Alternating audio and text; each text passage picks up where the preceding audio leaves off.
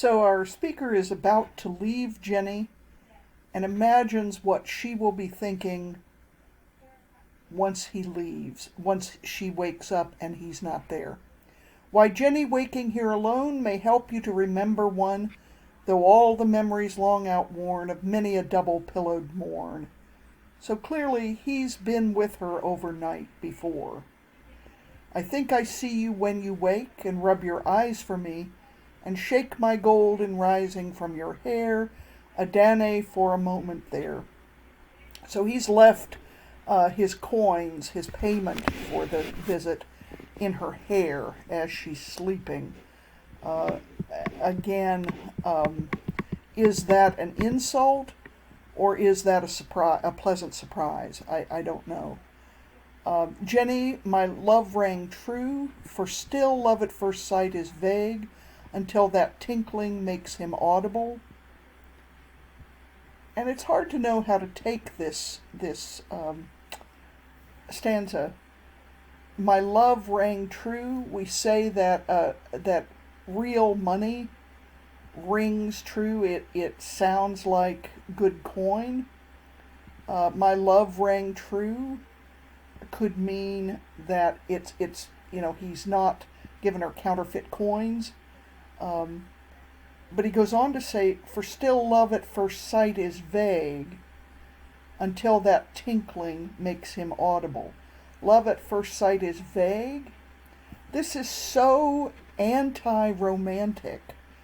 This is so anti, we have the blessed damsel looking down from heaven, trying to get her lover into God's good graces, trying to get her lover to make it past St. Peter and get to heaven, even though he's not really a believer. Here we have the lover, or at least the companion of Jenny, saying, expressing kind of a doubt, a sarcasm about love at first sight. So, is there such a thing as love at first sight? Romantically inclined people certainly believe there is, but our narrator here is saying love at first sight is vague until that tinkling makes him audible. So until the customers pay the prostitutes aren't particularly friendly to them. They try to attract their business, but it's the tinkling of coins that turns the love machine on, so to speak. But it's kind of an out of character thing for him to say, and he explains why he said that in the next stanza. And must I mock you to the last, ashamed of my own shame? And so he said that rather crass and cruel thing earlier. Love at first sight is vague until that tinkling makes him audible. Sounds really cynical. Love, the only reason prostitutes love their Johns is because they get paid.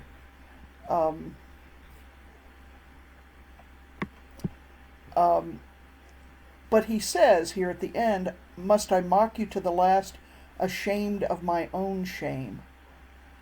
He realizes that he and others like him keep her in business and keep her in a state of shame. Aghast because some thoughts not born amiss rose at a poor fair face like this. His thoughts are not amiss. He has sympathy for her. He is thinking kindly of her. He tries to make her more comfortable. Well, of such thoughts so much I know, in my life as in hers they show, by a far gleam which I may near, a dark path I can strive to clear. So kindness, any act of kindness is a good thing. In my life as in hers they show by a far gleam which I may near, a dark path I can strive to clear. He wants to stay away from the dark path. He doesn't want to compromise her even further, even though he wanted her company last night. He only takes one kiss, does not rape her or bother her while she's asleep. Only one kiss. Goodbye, my dear. So an interesting ending. Let's continue on and look at Dante Gabriel Rossetti's sister's poem, In an Artist's Studio. Christina Rossetti herself posed for her brother for some pictures, and she herself was a poet of some note. This sonnet, I think, is a really telling commentary. Again, the dramatic monologue Jenny highlights the contrast between the fallen woman and the Victorian ideal, idealized woman, the angel in the house, especially when the speaker contrasts his cousin Nell with Jenny the prostitute. He tries really hard to imagine what Jenny is thinking. But I think we have to ask ourselves, why doesn't he just ask her? The implication is that she's too uneducated to be able to tell him. And so he has to kind of make it up for her. Christina Rossetti recognizes that this is very patronizing on the part of her brother, and that he thinks he knows what, assuming he is the speaker in Jenny, that's an assumption, but assuming that he is the speaker in Jenny, he thinks he knows what's going on in Jenny's head.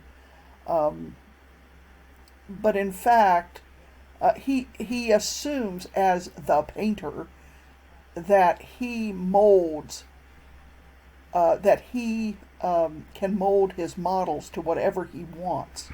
But that may not, in fact, be the case. One face looks out from all his canvases. That's significant. Remember that line. One face looks out from all his canvases. One self-same figure sits or walks or leans. Did Dante Gabriel Rossetti only use one model? No. He was very fond of Elizabeth Siddal, Lizzie Siddal. He married her, actually. Their marriage was not a happy one. It was not a success. He lived with her for 10 years before he offered her marriage, and in fact, during part of that time, he had been conducting an affair with Jane Morris, the wife of William Morris. So it was not an uncomplicated relationship. Lizzie Siddal was probably his favorite model to paint, but in this sonnet, the one face looking out from all his canvases is not necessarily Lizzie Siddal's face. Let's go on. Who is it who is looking out? Who is it who inhabits the women in his paintings? We found her hidden just behind those screens. That mirror gave back all her loveliness. A queen in opal or in ruby dress. A nameless girl in freshest summer greens. These are sounding very attractive. Beautiful colored gowns. A saint, an angel. Every canvas means the same one meaning. Neither less nor more. Neither more nor less, sorry. He feeds upon her face by day and night. Well, that's certainly less positive. A queen in opal or in ruby dress, a nameless girl in freshest summer greens, a saint, an angel, all positive and attractive descriptions. But she continues to repeat, every canvas means the same one meaning, neither more nor less. He feeds upon her face by day and night, and she with true kind eyes looks back on him. fair as the moon and joyful as the light, not wan with waiting, not with sorrow dim, not as she is, but was when hope shone bright, not as she is, but as she fills his dream. Wow, what's going on here? He feeds upon her face. It sounds like he's sucking her dry, that he's eating all that is good in her. He needs her beauty for his canvas. She with true kind eyes looks back on him, fair as the moon and joyful as the light. But the question is it the person he's painting? Is that really who is in the painting? Is he really getting the soul of the person he's painting there? Fair as the moon and joyful as the light, not wan with waiting, not with sorrow dim. We know that Lizzie Siddal, for a bit of biography, was so upset with Rossetti's infidelities, and she unfortunately had a miscarriage, and while she was in a state of depression, she took an overdose of drugs and died. He felt the loss keenly. Not only was she his favorite model, but he recognized that he was largely to blame for not listening to her, not staying at home, not taking her seriously. But again, who is the person in the painting? Fair as the moon, joyful as the light, not wan with waiting, not with sorrow dim, like the real Lizzie Siddal or other models who did get tired of waiting to be painted or of posing, and certainly became sorrowful. But that's not who he painted. He didn't paint who they became. He painted who he wanted them to be, not as she is, but was when hope shone bright. So the real light has gone out of her, but he paints what he remembers as light, not as she is, but as she fills his dreams. And so the real woman isn't there at all. Only the artist's conception of her, the artist's idealization of her. He's really not concerned with, even though the Pre-Raphaelites were all about technical realism and tiny details that made their paintings seem real. They were far more interested in, Christina Rossetti is alleging that her brother is more interested in the look, in interpreting his model as he sees her, not necessarily as she sees herself.